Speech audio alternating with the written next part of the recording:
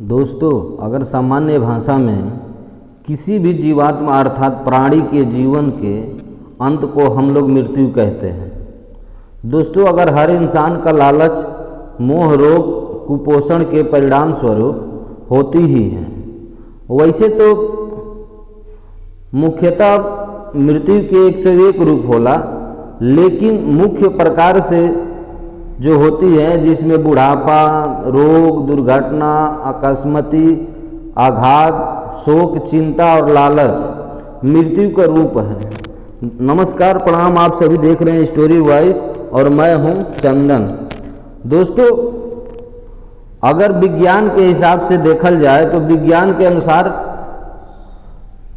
मृत्यु का है। तो दोस्तों, मृत्यु तब हुई जब हृदय धड़कन बंद हो जाता है। हम इसे कार्डियो पल्मोनरी मानक दंड के अनुसार मृत्यु कहते हैं और 95% से अधिक लोग के लिए मृत्यु को इसी तरह से परिभाषित किया जाता है। दोस्तों, अगर उन्हें सनातनी गुरु की बात करें तो सदगुरु जी कहते हैं मृत्यु एक बहुत मूल सवाल होता है। दोस्तों, हमें वास्तव में मृत्यु के जो आंकड़े हमें पता चलते हैं उसकी तुलना में जैसे लगता है कि हम बहुत ही नज़दीक और मृत्यु हमारे ज़्यादा पास है। दोस्तों, हर एक पल में हम मर रहे हैं क्योंकि हमारे अंगों और कोशिकाओं के स्थिरता पर निर्भर करता है। दोस्तों, यही वजह है कि डॉक्टर आपके अंदर देख कर ही आपकी उम्र बता देता है। सही बात तो ये है कि हमारा जन्म होने से भी पहले हमारे अंदर मृत्यु की शुरुआत हो जाती है। दोस्तों, अगर आप अज्ञानी और अनजान हैं तो आपको ऐसा लगता है कि मृत्यु का दिन भी किसी दिन आएगी। दोस्तों, अगर आप जागरूक हैं तो आप देखेंगे कि जीवन और मृत्यु दोनों ही हर पल में हो रहे हैं। अगर आप बस इतना ही करें कि थोड़ी ज़्यादा जागरूकता के साथ सांस ले तो आप देखेंगे कि हर ली हुई सांस आपके ही जीवन और छोड़ी हुई सांस मृत्यु है। दोस्तों, यदि आप सही समय पर मरना चाहते हैं तो आपको एक चीज़ करना पड़ेगा, आपको साधना करना बहुत ज़रूरी है, क्योंकि जिससे आप यह तय कर सकेंगे कि आप कब मरेंगे। दोस्तों, यही नहीं तो एक मरा हुआ कबूतर को भी आपको याद दिलाएगा कि आप भी मरने वाले हैं। दोस्तों, कल जो उड़ सकता था वो आज मरकर सूख चुका है। ये कल्पना करना है कि आप भी एक दिन ऐसे हो जाएंगे। दोस्तों, आपके लिए यह भयावह हो सकता है क्योंकि आपने यहाँ जो कुछ इकट्ठा किया है उसके साथ ही आपकी पहचान एक मजबूरी बन गई है। दोस्तों, आप उससे बहुत ज़्यादा जुड़ गए हैं। दोस्तों, जब मैं कहता हूँ आपने यहाँ जो कुछ इकट्ठा किया है उसके साथ ही आपकी पहचान है, तो याद रखिए आप जिस शरीर को लेकर घूमते हैं वो इस जमीन का ही एक टुकड़ा है जिसे मिट्टी में इकट्ठा करके आपने अपने शरीर बनाया है और अपनी कई तरह की पहचान बना ली है।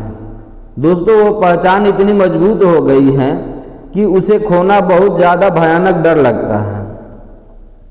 दोस्तों, आप मान लीजिए कि आपका वजन ज़रूरत से ज़्यादा हो गया है और हम आपको 10 किलोग्राम वजन कम करने में मदद करते हैं, तो क्या आपको खराब लगेगा? तो आपका ठीक वही सवाल होगा कि नहीं। क्या आप इसके लिए रोएंगे? बिल्कुल नहीं। तो अधिकतर लोग बहुत ज़्यादा खुश होते हैं जब वे 10 किलो वजन कम कर लेते हैं।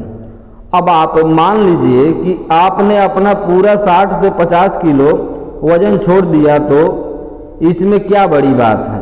अगर आप जीवन को वैसे ही जानते हैं जैसे वो हैं और अपने इकट्ठा किए हुए वजन को ढेर में ही पूरी तरह खोए हुए नहीं हैं, तो शरीर छोड़ देने कोई बड़ी बात नहीं है। दोस्तों, पक्षियों, कीड़ों, कुत्तों या मनुष्यों के शरीर तो बस ऐसे ही जैसे मिट्टी को वापस मिट्टी में डाल दिया गया हो। दोस्तों, ये कोई बड़ा नाटक नहीं है, बस एक प्राकृतिक प्रक्रिया है। आपने जो कुछ उठाया था उसे वापस करना और एक नए रूप में बदल देना ही है। दोस्तों, आप अपने जन्म लेने और अपने जीवन और मृत्यु को बहुत महत्व दे सकते हैं, पर दोस्तों जहाँ तक धरती माँ का सवाल है, वह तो सिर्फ चीज़ों को नए रूप में ढाल रही हैं। दोस्तों, वह आपको अपने से बाहर निकालती हैं और फिर वापस खींच लेती हैं। आप अपने बारे में बहुत सारी कल्पनाएं कर लेते हैं, पर आपने जो इकट्ठा किया है वो आपको वापस करना ही है। दोस्तों, ये वो बहुत अच्छी चीज़ आदत है कि दोस्तों अपन किसी से कुछ भी लेते हैं तो वे आपको कभी न कभी तो वापस करना ही है। मेरी बात पे विश्वास कीजिए, मरना एक अच्छी आदत है, यह हमारा मानना है। दोस्तों, बहुत सारे लोग सोचते हैं कि आखिर मृत्यु से पहले मनुष्य का दिखाई देला। तो दोस्तों मनुष्य के मरे से पहले व्यक्ति को उजाला होने के बाद भी आसपास की चीज़ें नज़र नहीं आती हैं, उसे हर जगह अंधेरा नज़र आता है।